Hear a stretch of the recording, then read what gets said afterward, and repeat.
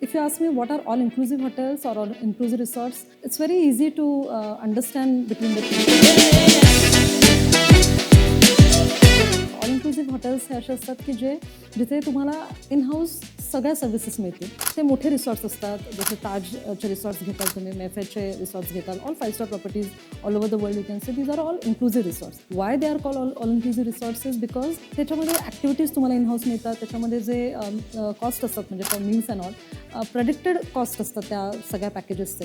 तुम्हाला तिथे breakfast, lunch, dinner you can have it. Activities included असतात, इंडोर ॲक्टिव्हिटीज इन्क्लुडेड असतात. बाकीच्या सुद्धा काही त्यांचे ट्रेल्स असतील काही, तर त्यासुद्धा तुम्ही तिथे जाऊन इन हाऊस तुम्ही ते अरेंज करू शकता. So all inclusive gives in experience of all inclusiveness to the itinerary. त्यामुळे आम्ही असं म्हणतो की if you have a family आणि तुम्हाला जास्त काही रिसर्च करायचं नाही आहे, इनफॅक्ट जर तुम्ही स्वतः हॉलिडे प्लॅन करत असाल तरची ही गोष्ट आहे. तुम्हाला जास्त काही रिसर्च करायचं नाही आहे, तुमच्याकडे कोणी नाही आहे तुम्हाला गायडन्सला, सपोर्टला, तर go for all inclusive resorts की जिथे तुम्हाला इन हाऊस सगळ्या गोष्टी मिळतील.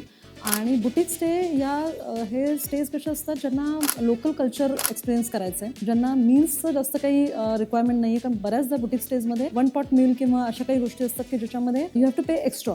मे be you'll pay for only breakfast based rooms आणि lunch and dinners you can do a la carte something like that. पण बुटीक स्टेजमध्ये तुम्हाला एक लोकल कल्चर एक्सपिरियन्स करता येतं. बुटीक स्टेला कधी कधी ते लोक थीम बेस्ड रूम्स बनवतात. जसं रिसेंटली मी एक द हिमाल म्हणून बीरमध्ये एक रिसॉर्ट मध्ये राहिले होते.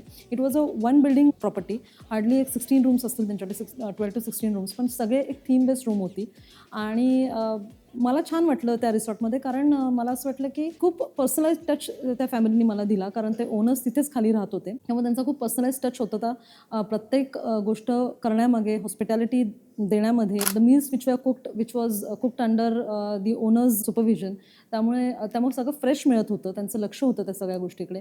त्यामुळे मला स्वतःला boutique stay I prefer staying. कारण स्मॉल प्रॉपर्टीज असतात, माझी फार रिक्वायरमेंट नसते जेव्हा when I am on holiday. I go for very low maintained, low cost hotels, rather not low maintain.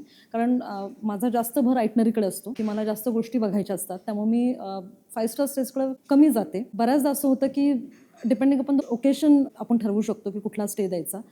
किंवा when I suggest to my guest what I do is I give package की ज्याच्यामध्ये मी दोन्हीचा club करू शकेल. जर 5 नाईट्सचा stay असेल तर 2 nights मी boutique stay देईल, 3 नाईट्स मी लक्झरी स्टे देईल, की दोन्हीचा एक्सपिरियन्स तुम्हाला मिळेल. कारण दोन्ही एक्सपिरियन्सेसला you cannot compete with both of them.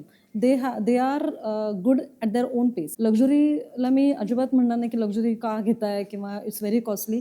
लक्झरीचा आपला स्वतःचा एक वाईब आहे. बुटीक स्टेला लोकल कल्चर मिळतं, तर लक्झरीला तुम्हाला इन हाऊस सगळ्या गोष्टी मिळतात. त्यामुळे as a travel professional I would suggest both the resorts have their own vibe, आणि दोन्ही एक्सपिरियन्स करावं एका ट्रॅव्हलरनी. फॅमिलीज असतील तर they can go for a luxury stay. On occasions they can decide which stay they want to take. हनीमूनच असतील तर I would suggest go for a boutique stay की जिथे त्यांना एक कोझी वाईब मिळते.